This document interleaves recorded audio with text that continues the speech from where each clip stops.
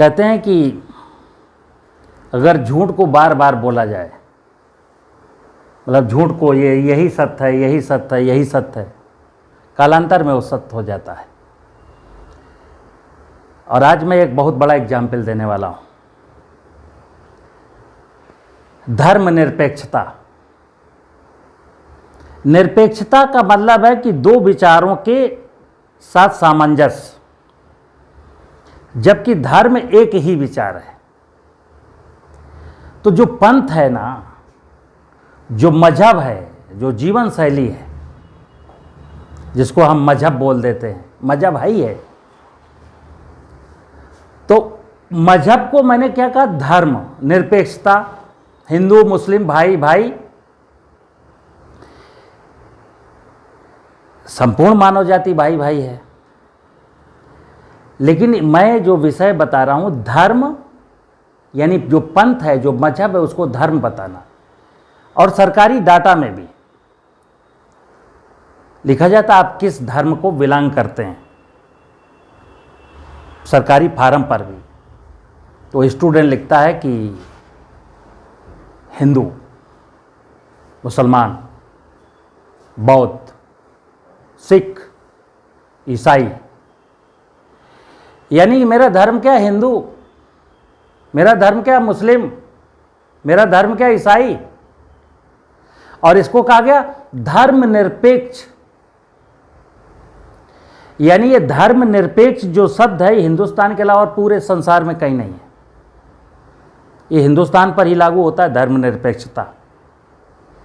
मुद्दा ये है कि मैंने मजहब को धर्म कब बना दिया?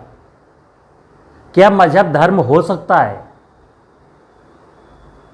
लेकिन नहीं, आज की तारीख में, क्योंकि मैंने आप पहले भी कई वीडियो में बोला है कि मेरी आदत हो गई है झूठ को भी सत्य मान लेने की।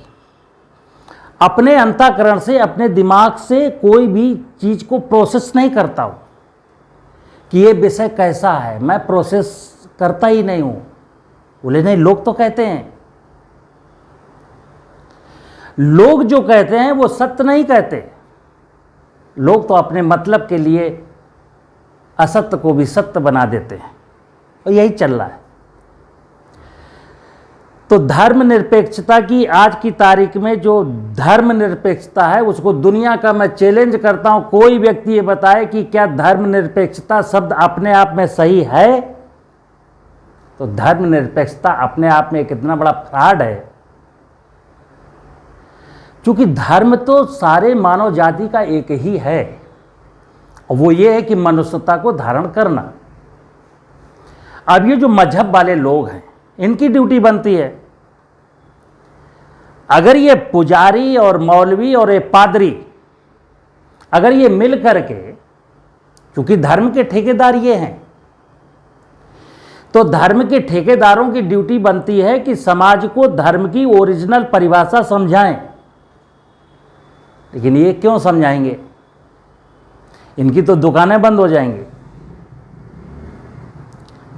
तो धर्म को कोई भी व्यक्ति, कोई भी विश्वविद्यालय, कोई भी धार्मिक स्थल धर्म को परिभाषित नहीं करता। उसका कारण है कि अपने अपने निजी स्वार्थ हैं, अपनी अपनी दुकानें हैं, और अगर ये झूठ का माल लोगों ने खरीदना बंद कर दिया तो दुकान का शटर गिर जाएगा। मुद्दा ये है कि आप एक मनुष्य हैं, आपको धर्म को समझना है। कई बार लोग क्या कह देते हैं, धर्म को पाखंड बताते हैं कि धर्म क्या है? एक पाखंड है। अब पाखंड क्या है? धर्म पाखंड नहीं है।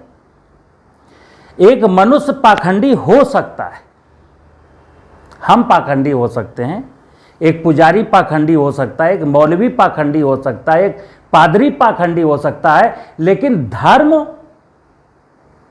मजहब भी पाखंड हो सकता है। लेकिन धर्म तो धर्म ही है। और धर्म है क्या?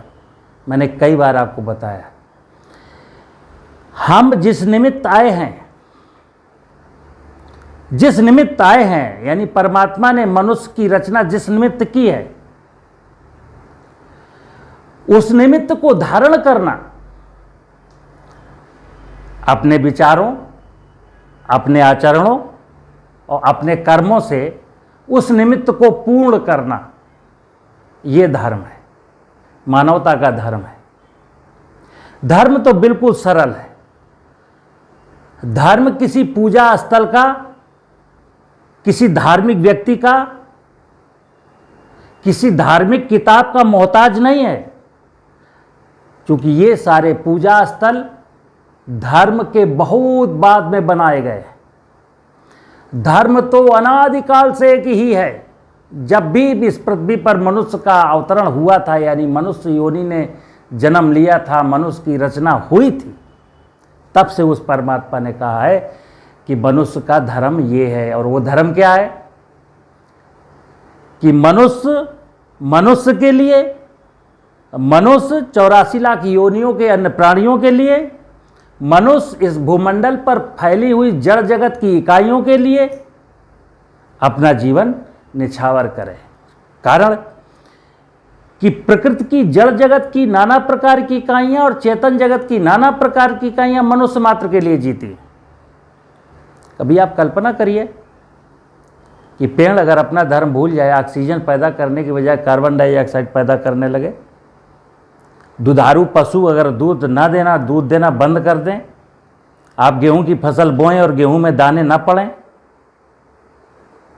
धरती फसल को उगाना ही बंद कर दे, चिड़िया अपना काम बंद कर दे, मेंढक अपना काम बंद कर दे, नदियां बहना बंद कर दें, हवा चलना बंद हो जाए, सूरज निकलना बंद कर दे, तो इस भूमंडल पर, इस ब्रह्मांड में जितनी भी चीजें, वस्तुएं हमको दिखती हैं, सबका अपना अपना धर्म है। सूरज का अपना धर्म है, चंद्रमा का अपना धर्म है, पक्षियों का अपना धर्म है, वनस्पतियों का अपना धर्म है। इसी प्रकार मनुष्य का भी एक कोई धर्म है। वो धर्म क्या है? तो ये मजहब तो नहीं बताएगा। कोई भी मजहब धर्म को नहीं बताएगा, न बताना चाहता है। उसका कारण है कि सारी दुनिया एक हो जाएगी। जैसे 7.5 अरब धरती के लोग अगर वो आत्मसात करें आंख बंद करके कि वाकई मेरा धर्म क्या है, मुझे परमात्मा ने इस पृथ्वी पर जन्म क्यों दिया है, मैं उस निमित्त को पूर्ण करूंगा, तो कितनी दुकानें बंद होगी। वर्तमान में क्या है कि ये जो मंदिर में भगवान रहता है, मस्जिद में अल्लाह रहता है, गिरजाघर में गॉड रहता है, और मंदिर में पुजारी है, मस्जिद में मौलवी है और गिरजाघर में पादरी है, और ये सब अपने अपने निजी स्वार्थों की पूर्ति के लिए लगे हुए हैं। और ये नहीं चाहते, यकीनन ये नहीं चाहते। आपने कितने धार्मिक लोग देखे होंगे, जाने कितने प्रकार के इस हिंदुस्तान में वो लोग हैं कि वो जाने कितने मार्ग हैं, मैं नाम नहीं लेना चाहता। और मनुष्य को शिक्षा देते हैं, मनुष्य की मतलब आदमियों की भीड़ लगती है उनके आश्रमों में, ताली बजती है, नाच गाने होते हैं, लोग झूमते हैं मस्ती में, लेकिन वहाँ से लौटने के बाद भी उन्हें नहीं पता होता कि मैं वहाँ क्यों गया था, मेरा धर्म क्या है। सबके अपने अपने मिशन हैं। मित्रों, आपको मिशनों से निकलना है। अगर किसी को ऐसा लगता है कि ये परमात्मा की धरती अनादिकाल से है और मनुष्य योनि की रचना अनादिकाल पूर्व हुई थी और ये अनादिकाल तक यूं ही चलती रहे निरंतर, क्योंकि सूरज निरंतर निकलेगा, नदियां निरंतर बहेंगी, इसलिए मनुष्य भी निरंतर, मनुष्य का जीवन इस धरती पर निरंतर बना रहेगा और हंसी खुशी के साथ मनुष्य निरंतर आनंद का जीवन जिए। इसलिए धर्म तो हमें समझना पड़ेगा। तो धर्म पाखंड नहीं है। कई बार हम लोगों में अब है क्या, ये जो मंदिर मस्जिद गिरजाघर, अल्लाह गॉड भगवान, पुजारी मौलवी पादरी, गीता कुरान बाइबल और ये जिनके क्रियाकलाप हैं, पूजा कराने की विधियां, परमात्मा से मिला देने की बात, जितने भी नाटक नौटंकियां हैं, इनको देख करके कुछ लोग कहते हैं ऐसा तो हो ही नहीं सकता, इसलिए कहते हैं सब साले पाखंडी हैं। सब पाखंडी हैं। तो व्यक्ति पाखंडी है, मंदिर में पाखंड नहीं है, मस्जिद में पाखंड नहीं है, वो तो ईंट गारी की इमारत है, उस पर उंगली उठाना ठीक नहीं है।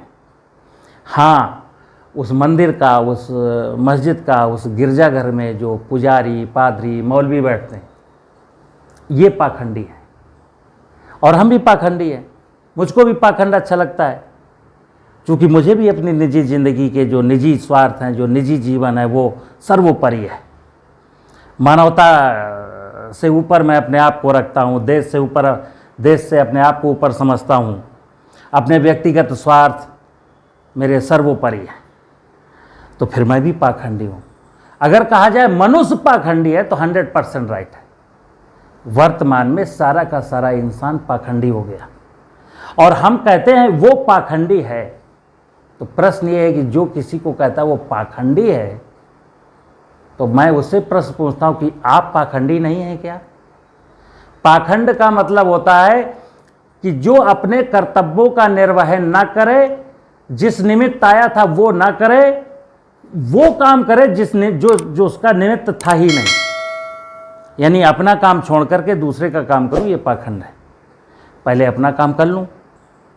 तो मनुष्य जिस निमित्त इस धरती पर आया है, वो निमित्त सिर्फ इतना है कि आप इस भूमंडल की बगिया के माली हैं।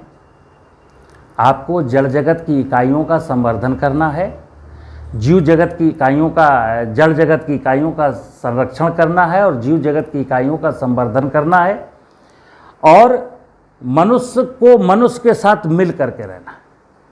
इस संसार में सबके साथ मिल करके रहना, अपने निजी स्वार्थों की बलि दे देना।